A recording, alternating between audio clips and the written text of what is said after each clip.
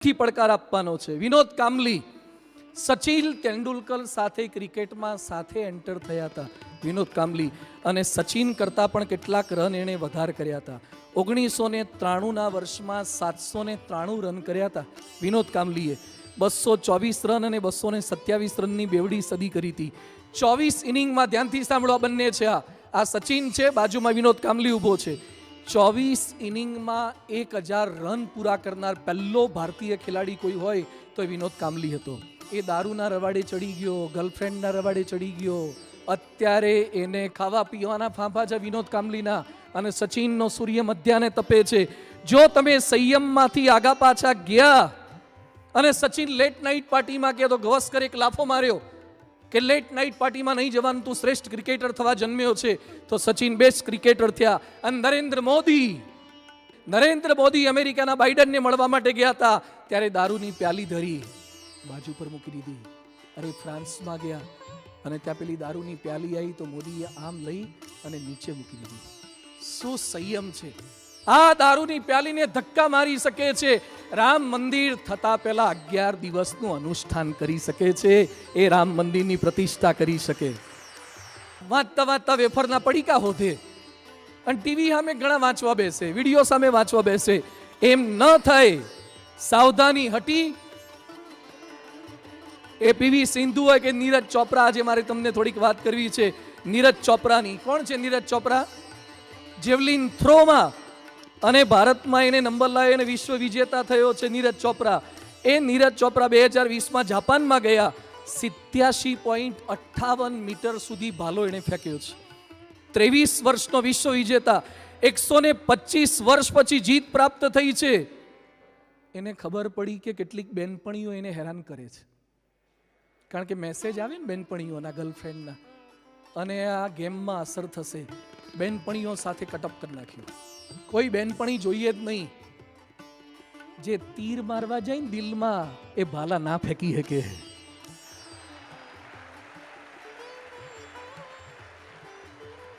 ઘણા બેઠા બેઠા એરો ફટકાર કરે.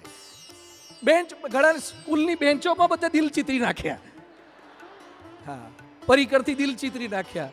કોકની ગાડી પડી હોય તો પાછા પેલું માટી પડી હોય ને એમાં દિલ ચિતરે, નામથી એરો ફટકારે. એમ એરા નથી ફટકારવાના, જેવલિન થ્રો કરવાનો છે. એને મોબાઈલ બંધ કરી દીધો. નીરજ ચોપરાએ મોબાઈલ બંધ કર્યો અને ખાવાની સારી આઈટમો જે વાયુ કરે, ગેસ કરે, તકલીફ કરે, એ આઈટમો. જાપાન ગયા હતા પણ જાપાનનું પ્રસિદ્ધ સુશી ફૂડ ખાધું નહીં. એનું ટ્વિટર બીજાને હેન્ડલ કરવા માટે આપી દીધું. સંયમ. મિત્રો, પરીક્ષા સુધી તમે એનો એ જ મોબાઈલ ચાલુ રાખશો, ફેસબુક ચાલુ રાખશો, વોટ્સએપ ચાલુ રાખશો, રીલ ચાલુ રાખશો, જલસા ચાલુ રાખો. મોજમાં રહેવું પછી પાણીના હોજમાં રહેજે.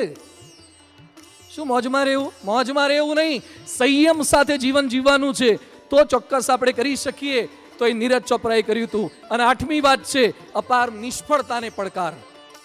નિષ્ફળતા મળશે. અત્યારે હું આટલી નાની મોટી વાતો કરું છું, કોઈ 50% વાળા સ્ટુડન્ટ હશે, કોઈ 60 વાળા હશે, કોઈ 70 વાળા હશે, કોઈ 80 વાળા હશે, કોઈ 90 વાળા હશે, કોઈ 95 વાળા હશે.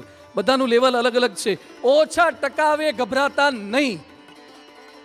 કેટલાક ગુજરી જાય છે, બોલો. આજી ડેમમાં પડીને મરી જાય. મરવાની તો વાત નહીં કરવાની. અહીંયા બેઠેલા કોઈએ મરવાની વાત નહીં કરવાની. ગમે તેટલા ઓછા ટકાવે. રાજકોટમાં એક છોકરીએ રિઝલ્ટ આવતા પહેલા આત્મહત્યા કરી. બોલો, રિઝલ્ટ આવતા પહેલા આત્મહત્યા કરી કે ખરાબ રિઝલ્ટ આવશે. હવે રિઝલ્ટ સારું આવ્યું, હવે શું કરવાનું? તો રિઝલ્ટ સુધી તો ધીરજ રાખો. અને કદાચ રિઝલ્ટ ખરાબ આવે તો આપણું જોઈને ભલે ને બીજા 2-5 કરતા. આપણું રિઝલ્ટ જોઈને જેને ગભરામણ થવી હોય થાય. આપણે શું કરે, ગભરાવાનું છે. It's not a last match. આ જિંદગીની છેલ્લી મેચ નથી. અમિતાભ બચ્ચનને નિષ્ફળતા મળી. રજનીકાંતની ફિલ્મો પણ નિષ્ફળ ગઈ છે. એડિસનને પણ 1000 શોધ કર્યા પછી એડિસન નિષ્ફળ ગયા. હેનરી ફોર્ડ, જેને 100 કરોડનું દેવું થઈ ગયું, એને પણ ફરીથી ગાડીઓ બહાર પાડી. અત્યારે વર્ષે ફોર્ડ કંપની 42 લાખ કાર બનાવે છે. અને પ્રમુખ સ્વામી મહારાજ કલકત્તા મંદિર કરતા હતા, મંદિર હેઠું આવી ગયું. લોસ એન્જલસના મંદિરની અંદર વિઘ્ન આવ્યું. દિલ્હી અક્ષરધામમાં આગ લાગી. પ્રશ્નો આવ્યા, નિષ્ફળતા મળી, પણ ડગ્યા નહીં. દ્રાક્ષ કેવડી હોય? દ્રાક્ષ ગમે તેટલી મહેનત કરે કેરી જેવડી થાય? કેરી ગમે તેટલી મહેનત કરે તરબૂચ જેવડી થાય? દ્રાક્ષે મીઠી દ્રાક્ષ થવાય, કેરીએ મીઠી કેરી થવાય, અને તળબૂચે મીઠા તળબૂચ થવાય. તમે જે છો એ મીઠા થઈને રહો, તમે જે છો એ સારા થઈને રહો, કોઈની સાથે કમ્પેરિઝન ન કરો. તમારે i10 હોય અને બાજુમાંથી BMW શું કરતી નીકળે અને તમે આમ આખા ગેર પર ઊભા થઈ જાઓ ને, આખા ગેર પર, અને એક્સિલેટર પર ઊભા થઈ જાઓ ને, લીવર પર, તો BMW ને અડી શકો, વેત પડે. બરાબર, તમારી i20 છે ને, i10 છે ને, ફંટુ છે, પેલાની BMW છે. એટલે ખોટી ખોટી કોઈની સાથે સરખામણીઓ ન કરીએ તો આગળ વધી શકાય. અને 9મો મુદ્દો છે, સેકન્ડ લાસ્ટ, અસહ્ય ટીકાને પડકાર. સાંભળજો, એક રસપ્રદ વાત છે. તમે અત્યારે ભણો છો ને, ઘડીએ ઘડી આપણને શું કે, બેટા ધ્યાન રાખજે, સરસ ટકા આવવા જોઈએ, સરસ ટકા આવવા જોઈએ. કેટલાક લોકો પાછા ટીકા કરે, થોડા ઓછા રિઝલ્ટ આવે ને, અમે તો હોત તો કેવું રિઝલ્ટ લાયા હોત. હવે તમારે ગ્રાન્ડ ટોટલે આટલું નહોતું આવ્યું. હા, તો એ પાછા આપણને દર વખતે કે આટલા ટકા લાવવા જોઈએ ને આટલા ટકા લાવવા જોઈએ. ટીકા કરે, કોઈ ટીકાઓની પણ ગભરામણી ક્યારે કરવી નહીં. વોલ્ટ ડિઝનીની ટીકા થઈ, આઈન્સ્ટાઈનની ટીકા થઈ, ન્યૂટનની ટીકા થઈ, એડિસનની ટીકા થઈ. અરે નરેન્દ્ર મોદી અમેરિકાના વિઝા લેવા માટે ગયા સીએમ તરીકે, વિઝા આપવાની ના પાડી દીધી અમેરિકાએ. અમેરિકામાં ઘૂસવા નહીં દઈએ, બોલો, સીએમ ને ના પાડી. અને ત્યાં અમેરિકામાં ગયા, અમેરિકાના સ્ટેડિયમમાં ગયા, હાઉડી મોદી કાર્યક્રમમાં ગયા, અમેરિકાના પાર્લામેન્ટમાં ગયા. નરેન્દ્ર મોદી અમેરિકાના પાર્લામેન્ટમાં અને ઇંગ્લિશમાં બોલે.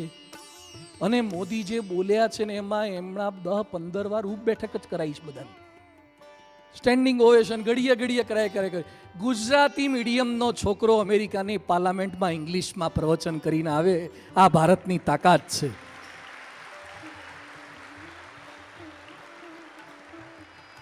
તમારી અંદર જો અદમ્ય ઉત્સાહ હોય તો કોઈ પણ કામ તમે કરી શકો છો. એક ધગશ હોય, એક આત્મવિશ્વાસ હોય, અને ટીકાથી ગભરાવાની લેશ માત્ર ચિંતા નથી તો ચોક્કસ શક્ય બને છે.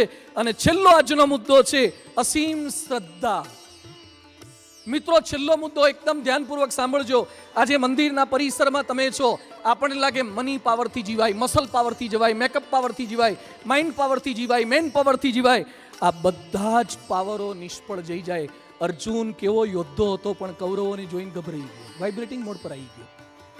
અને કૃષ્ણ ભગવાન યતઃ કૃષ્ણ તતઃ જય. ભગવાન આપણી સાથે છે. મેરુ તો ડગે પણ જેના મન ન ડગે, મરને ભાંગી પડે બ્રહ્માંડ રે.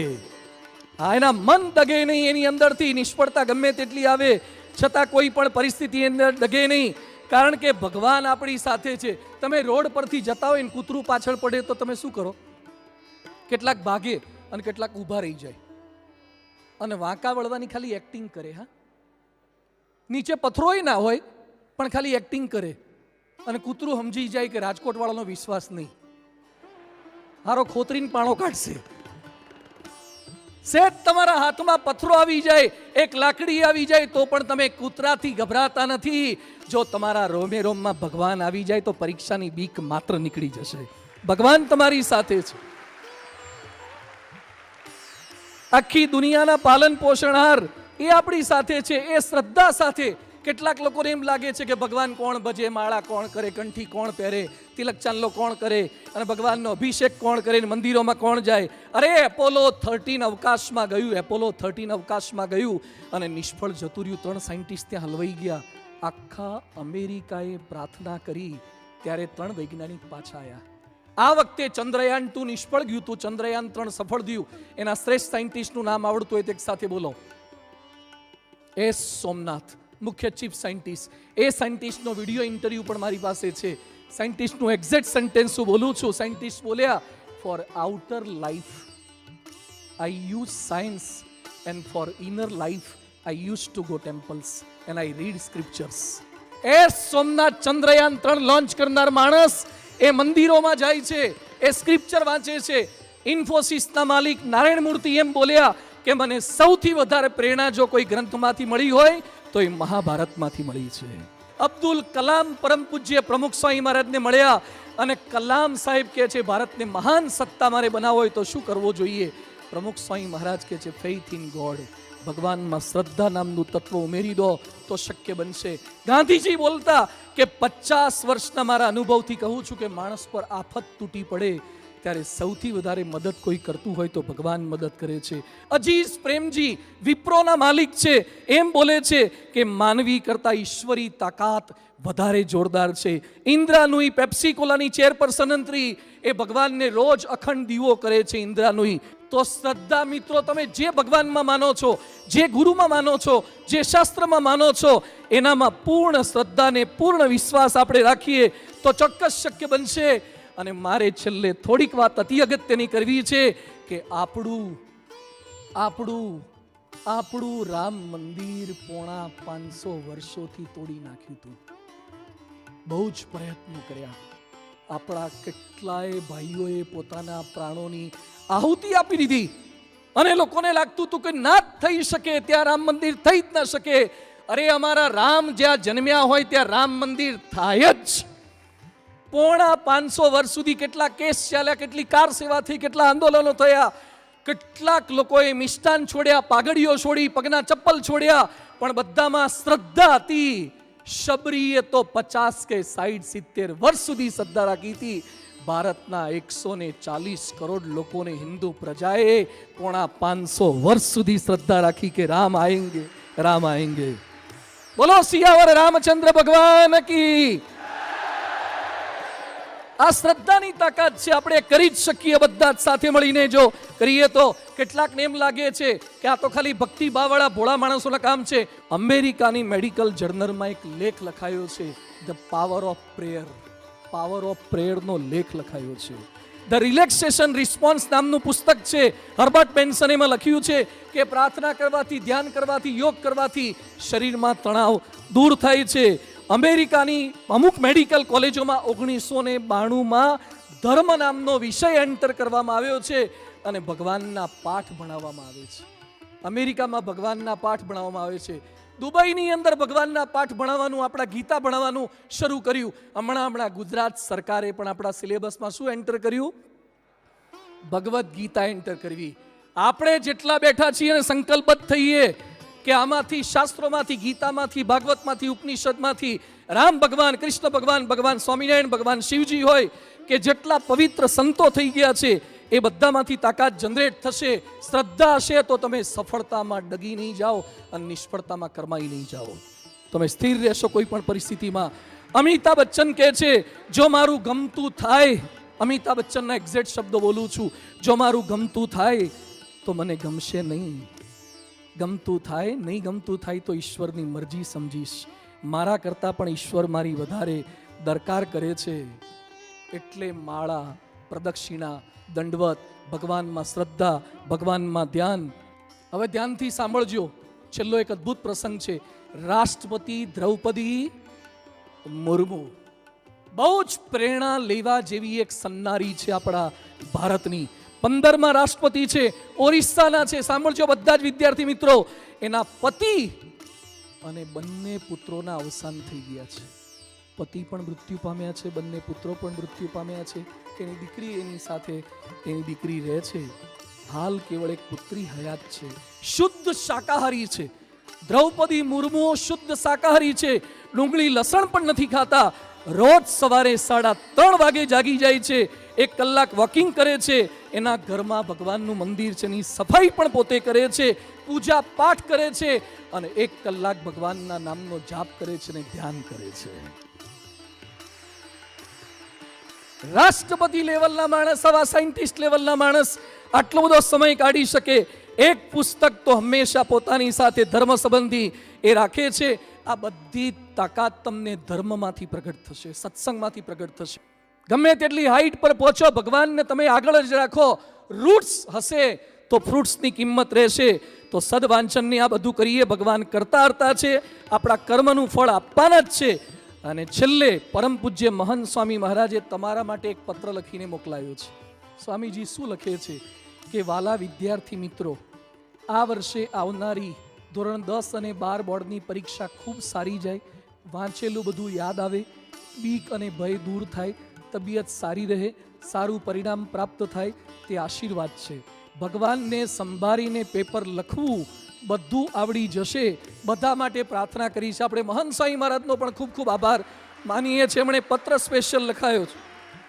અને સ્વામીજી આશીર્વાદ પણ આપણને પાઠવ્યા છે, મહંત સ્વામી મહારાજે આશીર્વાદ પણ પાઠવ્યા છે કે તમામ છાત્રોનો શ્રેષ્ઠ અભ્યાસ થાય. મહંત સ્વામી મહારાજ, આ મહંત સ્વામી મહારાજ કોણ છે?